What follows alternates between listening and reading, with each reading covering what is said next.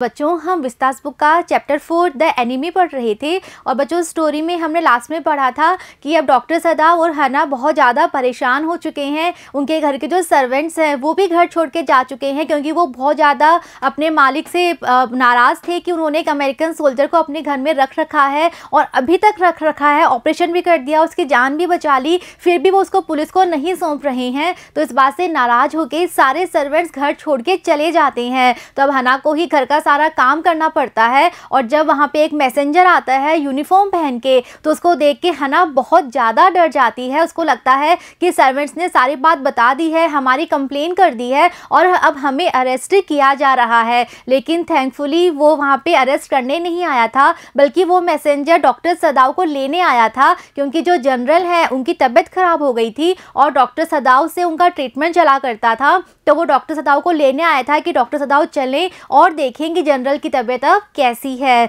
तो बच्चों स्टोरी में अब आगे और क्या होता है स्टार्ट करते हैं। I thought they had come to arrest you, she said। तो बच्चों लास्ट में हमने पढ़ा था कि डॉक्टर सदाव रेडी हो गए थे उस मैसेंजर के साथ जाने के लिए और वो हना को बाय कहने के लिए आए थे। हना किचन में थी और हना अभी भी इतनी ज़्यादा डरी हुई थी। तो वो सदाव से क्या कहती है, वो कहती है कि मैंने तो सोचा था कि वो यहाँ पे आया है तुम्हें अरेस्ट करने के लिए। He gazed down into her anxious eyes। तो जो सदाव है वो भी परेशान था। अब वो हना की जो इतनी चिंता भरी आंखें हैं उन आंखों में वो देखता है। तो हना बहुत ज़्यादा डरी हुई है, बहुत ज़्यादा चिंता हो रही थी अब हना को। तो सदाव उसकी आंखों में देख के समझ जाता है कि हना कितनी ज़्यादा टेंशन में है।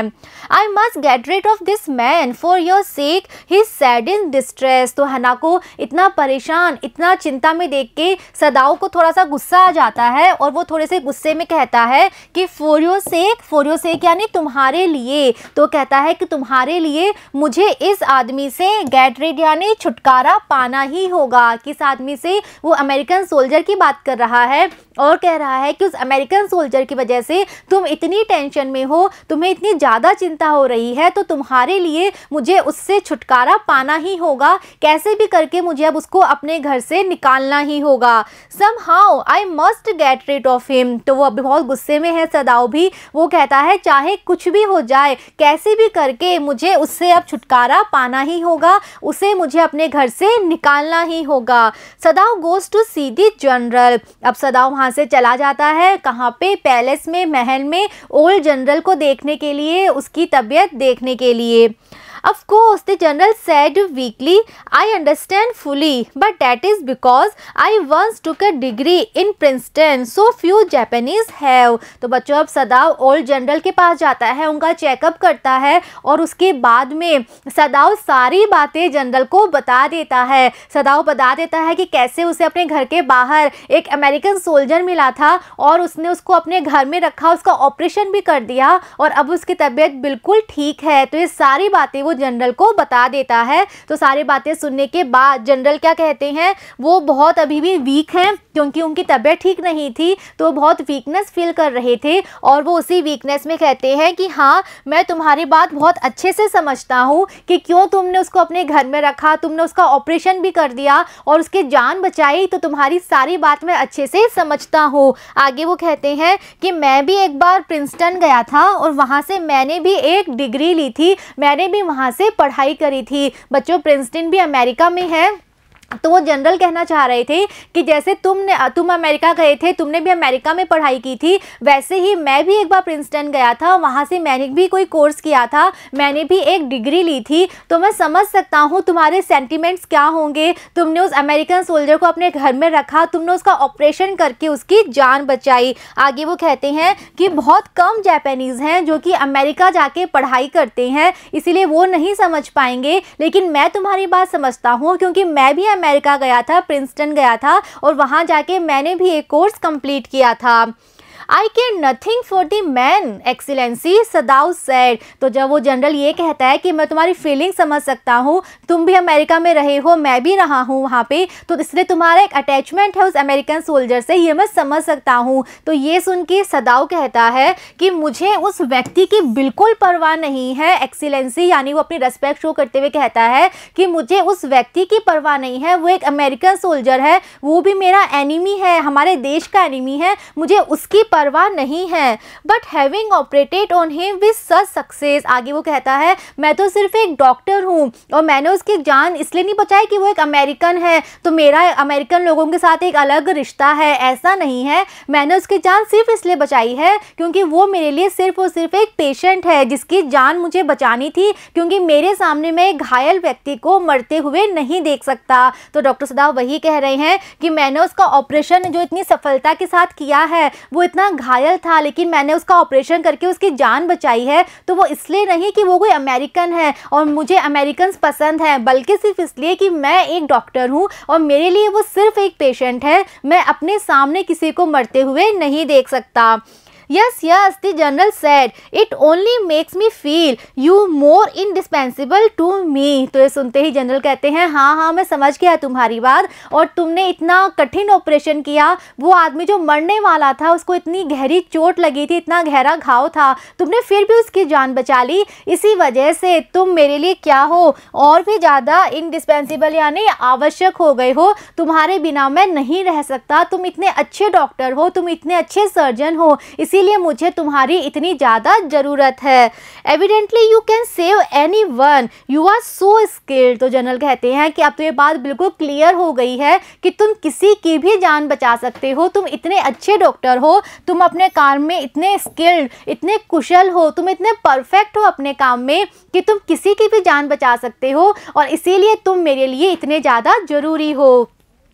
You say you think I can stand one more such attack as I have had today। आगे जनरल कहते हैं कि अब तुमने मुझे अच्छे से देख लिया, तुमने मेरी जांच कर ली, तो अब तुम्हें क्या लगता है आज मुझे जैसा अटैक आया था, अगर ऐसा एक और अटैक आता है तो क्या मैं उस अटैक से बच पाऊंगा, क्या मैं उस अटैक को सहन कर पाऊंगा। तो उस दिन जनरल की तबीयत खराब हुई थी, उन्हें कोई अटैक आया था, तो जनरल कहते हैं कि आज मुझे जैसा अटैक आया है, अगर ऐसा एक और अटैक आ जाएगा तो क्या मैं बच पाऊंगा। Note more than one, सदाव said. तो सदाव कहते हैं नहीं, एक से ज़्यादा आने पे आप नहीं बच पाओगे। Then certainly I can allow nothing to happen to you, the general said with anxiety. तो ये सुन के जनरल को भी थोड़ी सी चिंता हो जाती है, तो वो अपनी एंजाइटी यानी चिंता में कहते हैं कि अगर ऐसा है तब तो मैं बिल्कुल भी तुम्हें कुछ भी नहीं होने दूंगा, मैं तुम्हें कुछ भी नहीं होने दे सकता, क्योंकि अगर तुम्हें कुछ हो गया तो मेरा क्या होगा, क्योंकि मेरी जान बचाने वाला जो डॉक्टर है वो तुम हो। तो अगर तुम्हें कुछ हो जाएगा तो मेरी जान कौन बचाएगा, मेरा ट्रीटमेंट कौन करेगा।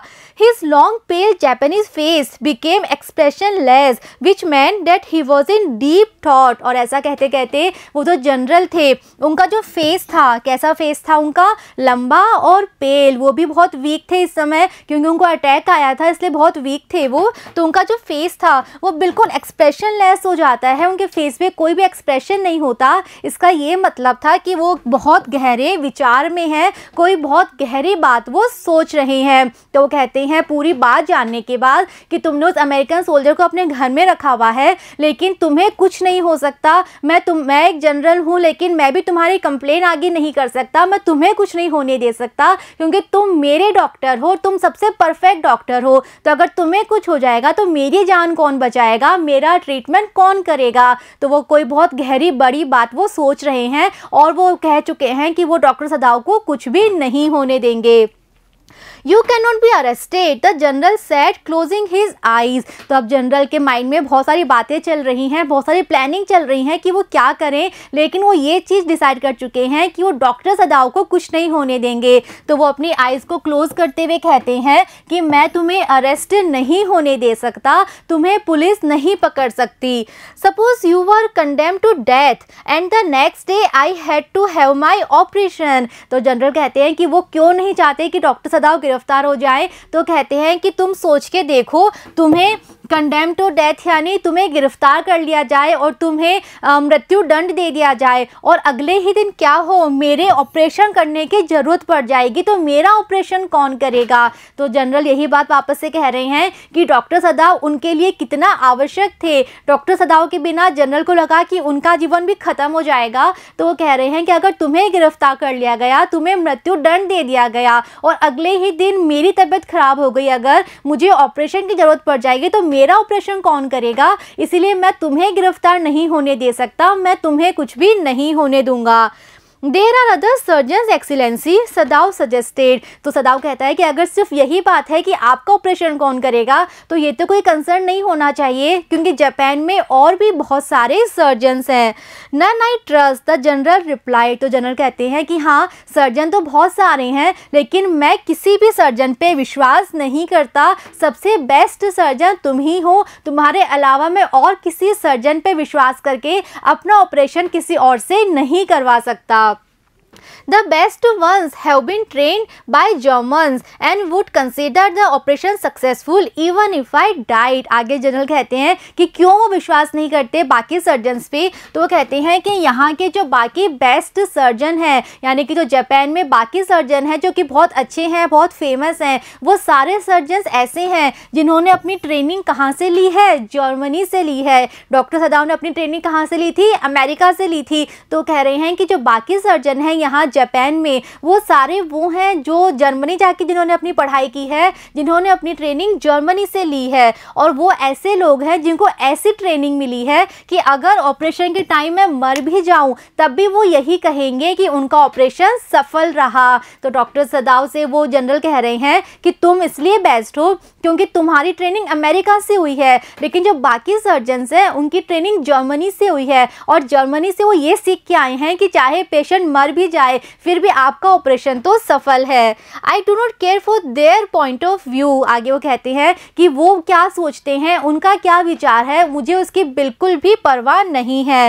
ही said, it seems a pity that we can not better combine a general ruthlessness with the American sentimentality. आगे वो कहते हैं कि ये बहुत ही पिटी यानी दया की बात है कि हम कंबाइन नहीं कर सकते, हम आपस में मिक्स नहीं कर पाए किन दो चीज़ों को, जो जर्मन रूथलेसनेस है, यानी कि जो जर्मन कंट्रीज आपको सिखाता है कि आप किस तरह से क्रूल हो, आपके अंदर से काइंडनेस को जो बिल्कुल निकाल देता है, उस चीज़ को आप अगर हम कंबाइन कर दें किसके साथ? अमेरिकन सेंटिमेंटलिटी के साथ। यानी कि यहाँ पे जनरल ये कहना चाहते हैं कि आप जब अमेरिका में कुछ पढ़ाई करके आते हो, अमेरिका में कुछ ट्रेनिंग लेके आते हो, तो आपके अंदर सेंटिमेंट्स भी आते हैं, आपके अंदर इमोशंस भी अपने आप डेवलप होते हैं, क्योंकि आपकी ट्रेनिंग ऐसे दी जाती है कि आप थोड़े से सेंटिमेंटल बनो, थोड़े से इमोशनल बनो। लेकिन अगर आप जर्मनी जाते हो कुछ पढ़ाई करने के लिए, जर्मनी से अगर आप कोई ट्रेनिंग लेके आते हो, तो वहाँ पे आपको बिल्कुल रूथलेस बना दिया जाता है, आपके अंदर से काइंडनेस निकाल दी जाती है, आपको क्रूल बना दिया जाता है।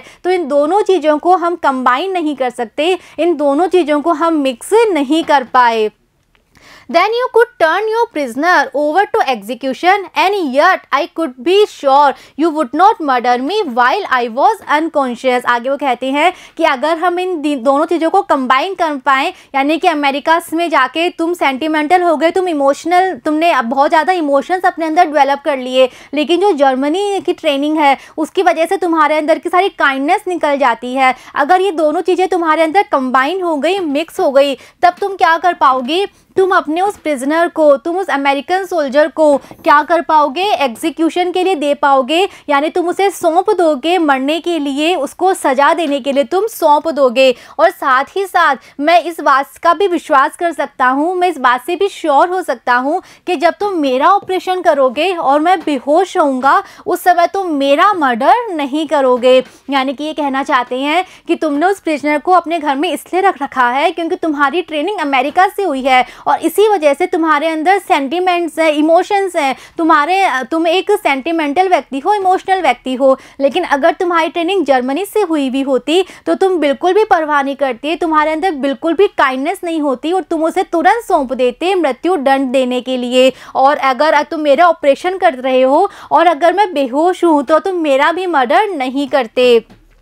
द जनरल लाफ्ड, ये कह के जनरल बहुत ज़ोर से हंसने लगते हैं।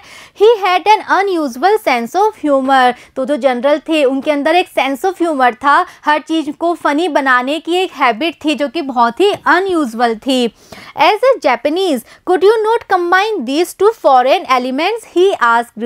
अब वो डॉक्टर सदाव से कहते हैं कि जापानीज होने के नाते क्या तुम इन दोनों फॉरेन एलिमेंट्स को, इन दोनों फॉरेन तत्वों को आपस में तुम कंबाइन नहीं कर सकते, क्या तुम मिक्स नहीं कर सकते, तुम्हारे अंदर सेंटिमेंट्स भी रहें और तुम रूथलेस भी बन जाओ, क्या तुम इन दोनों चीज़ों को तुम कंबाइन नहीं कर सकते?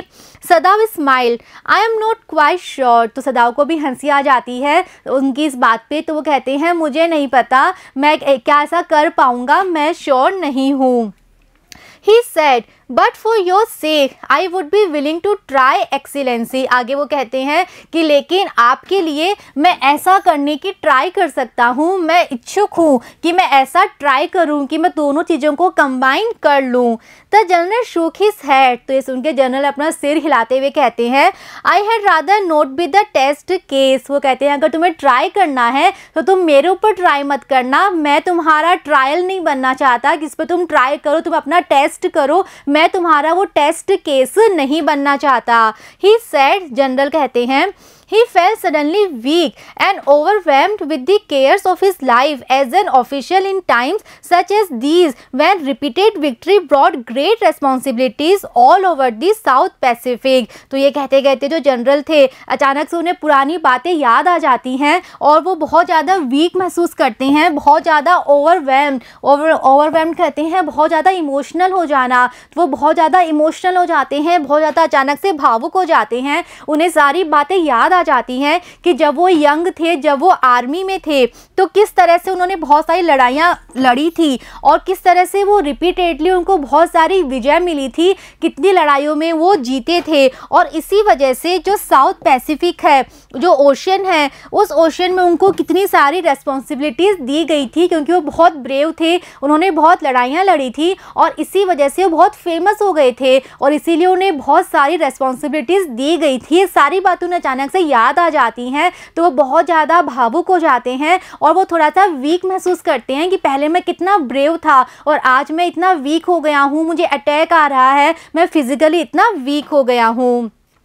It is very unfortunate that this man should have washed up on your doorstep, he said irritably। अब वो पूरी बात सुनने के बाद आगे वो कहते हैं बहुत ही irritably यानी उन्हें भी गुस्सा आता है और वो गुस्से से कहते हैं कि ये बहुत ही अनफॉर्चुनेट यानी दुर्भाग्य की बात है कि वो अमेरिकन सोल्जर तुम्हारे घर के दरवाजे पर आ गया, तुम्हारे घर के दरवाजे पे वो लहरों के साथ बह के आ गया, ये बहुत ही अनफॉर्चुनेट हुआ। I feel it so myself, सदाव said gently। तो सदाव कहता है कि हाँ मुझे भी यही लगता है कि उस अमेरिकन सोल्जर को मेरे घर आना ही नहीं था, वो क्यों मेरे घर के बाहर आके गिरा, ये होना ही बहुत ज़्यादा अनफॉर्चुनेट है।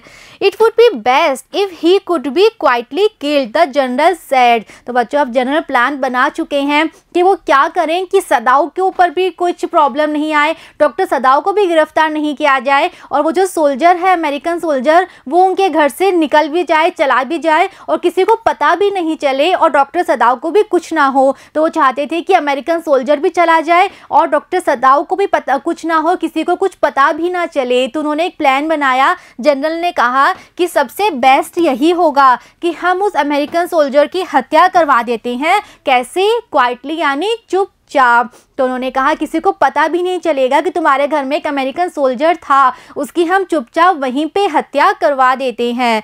Not by you but by someone who does not know him. आगे वो कहते हैं कि उसको तुम नहीं मारोगे, तुम्हारे द्वारा उसका मर्डर हम नहीं करवाएंगे बल्कि किसी ऐसे व्यक्ति के द्वारा करवाएंगे जो कि उसे बिल्कुल भी नहीं जानता हो, जिसे कि पता ही ना हो कि ये एक अमेरिकन सोल्जर है। किसी ऐसे व्यक्ति के द्वारा हम उसका मर्डर करवाएंगे। I have my own private assassins। आगे जनरल कहते हैं कि मेरे पास बहुत सारे assassins कहते हैं किलर्स, जिनको आप किसी की हत्या करने के लिए हायर करते हो, जो किलर्स होते हैं। तो उन्होंने कहा कि मेरे पास बहुत सारे किलर्स हैं, बहुत सारे हत्यारे हैं जिन्हें मैं हायर कर सकता हूँ किसी का भी मर्डर करने के लिए। Suppose I send 2 of them to your house tonight और बेटर एनी नाइट। आगे वो कहते हैं कि तुम सोच के देखो, मेरे पास जो किलर्स हैं उनमें से किन्हीं 2 किलर्स को मैं तुम्हारे घर भेज दूंगा आज की रात, या जो भी रात बेस्ट होगी ये करने के लिए उस रात उन्हें मैं तुम्हारे घर भेज दूंगा। You need know nothing about it. और तुम्हें कुछ भी पता होने की ज़रूरत ही नहीं है, तुम ऐसे रहना अपने घर में कि तुम्हें कुछ पता ही नहीं है। It is now warm. अब आगे जनरल ने पूरी प्लानिंग बना रखी है। वो कहते हैं कि अभी वैसे भी दिन इतने गर्म है, अभी इतनी ठंड नहीं है, दिन में गर्मी हो जाती है। What would be more natural than that you should leave the outer partition of the white man's room open to the garden while he sleeps. तो वो कहते हैं क्योंकि दिन गर्म हो गए हैं, अब गर्मी हो गई है, तो ये बिल्कुल नेचुरल लगेगा, किसी को कोई डाउट भी नहीं होगा जब तुम उस वाइट मैन के रूम का जो आउटर पार्टीशन है जो कि गार्डन में खुलता है, उसे तुम अगर रात को खुला छोड़ दोगे तो किसी को अजीब नहीं लगेगा, किसी को डाउट नहीं होगा, क्योंकि अभी वैसे भी गर्मी है, गर्मी के दिन है।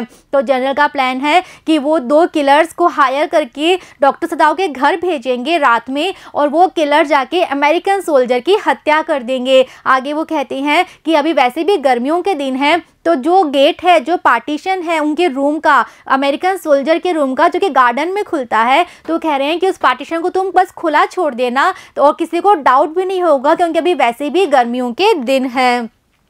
Certainly it would be very natural, सदाव agreed. तो सदाव को भी प्लान बहुत अच्छा लगता है कि हाँ, किसी को पता भी नहीं चलेगा और वो सोल्जर मेरे घर से चला भी जाएगा और बिल्कुल प्रॉब्लम भी नहीं होगी। तो वो कहते हैं कि हाँ, ये आपका प्लान बिल्कुल सही है और ये बिल्कुल नेचुरल ही लगेगा। In fact it is so left open every night. वो कहते हैं कि वैसे भी जो गेट है, जो पार्टीशन है, वो वैसे भी मैं हर रात खुला ही छोड़ता हूँ, क्योंकि गर्मी सच में हो गई है, इसलिए जो गेट है पार्टीशन का वो एवरी नाइट खुला ही रहता है। तो मैं रात को भी उसको खुला ही छोड़ दूंगा, तो किसी को डाउट नहीं होगा, बिल्कुल नेचुरल सब लगेगा। Good, the general set yawning. तब जनरल बहुत थके हुए हैं, उन्हें नींद आ रही है, तो वो यॉर्निंग यानी उबासी लेते हुए कहते हैं ठीक है, ये प्लान बिल्कुल परफेक्ट है, हम ऐसा ही करेंगे। They are very capable assassins. आगे वो कहते हैं कि जो मेरे किलर्स हैं, जो मेरे असैसिन्स हैं, वो बहुत ज़्यादा कैपेबल हैं, बहुत योग्य हैं, वो परफेक्ट हैं अपने काम में। They make no noise and they know the trick of inward bleeding. वो कह रहे हैं कि वो अपना काम बहुत परफेक्टली करेंगे। जब वो उस अमेरिकन सोल्जर का मर्डर करेंगे तो वो बिल्कुल भी नॉइज़ नहीं करेंगे, आवाज़ नहीं आएगी, किसी को पता तक नहीं चलेगा, और उनको ट्रिक पता है कि कैसे इनवर्ट ब्लीडिंग कराई जाती है। इनवर्ट ब्लीडिंग यानी वो किसी चाकू से या गन से नहीं मारेंगे ताकि बाहर खून बह जाए और हर जगह खून के निशान हो जाएं, बल्कि उनको वो ट्रिक पता है कि बाहर से तो चोट दिखेगी भी नहीं, लेकिन आपकी बॉडी के इंटरनली ब्लीडिंग होनी स्टार्ट हो जाएगी और उस वजह से आप मर जाओगे। वो ट्रिक उन्हें पता है, तो उसी ट्रिक से वो अपना काम करेंगे। तो वो जनरल कहते हैं कि वो बिल्कुल परफेक्ट है अपने काम में, बिल्कुल शोर नहीं करेंगे, बिल्कुल आवाज़ नहीं आएगी, ना ही खून बहेगा, खून के निशान कहीं नहीं होंगे, क्योंकि वो बाहर से खून नहीं बहाएंगे, बल्कि वो इस जगह से चोट मारेंगे, इस तरह का काम करेंगे कि इंटरनली ब्लीडिंग हो जाएगी और उस वजह से उस अमेरिकन सोल्जर की मृत्यु हो जाएगी। If you like I can even have them remove the body. आगे जनरल कहते हैं कि वो मर्डर तो कर ही देंगे, लेकिन आगे भी अगर तुम चाहते हो, अगर तुम्हारी इच्छा है, तो मर्डर करने के बाद मैं उस अमेरिकन सोल्जर की बॉडी को भी वहाँ से हटवा दूंगा। तो अगर तुम चाहते हो कि मर्डर के साथ साथ वो बॉडी भी ले जाएं अपने साथ में, तो मैं ये काम भी करवा सकता हूँ कि मर्डर करने के बाद वो बॉडी भी वहाँ से हटा दे, तो अमेरिकन सोल्जर कहाँ गया किसी को पता तक नहीं चलेगा।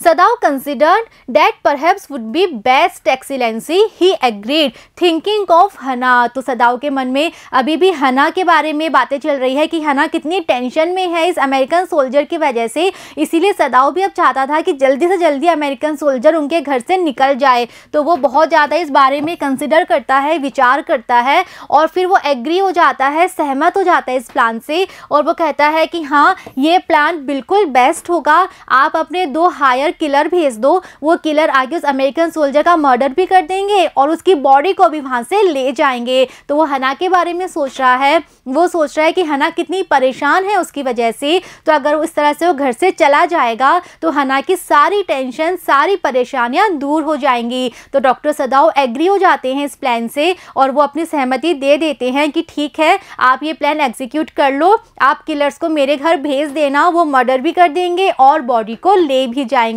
तो बच्चों, आप प्लान बना चुके हैं ओल्ड जनरल और सदाव इस प्लान से एग्री हैं। तो ये प्लान क्या एक्चुअल में एग्जीक्यूट हो पाता है? क्या उस अमेरिकन सोल्जर का मर्डर हो जाएगा या उसका जीवन इस बार भी बच जाएगा? तो आगे क्या होता है हम देखेंगे जब हम चैप्टर कंटिन्यू करेंगे। See you in the next video. Thank you.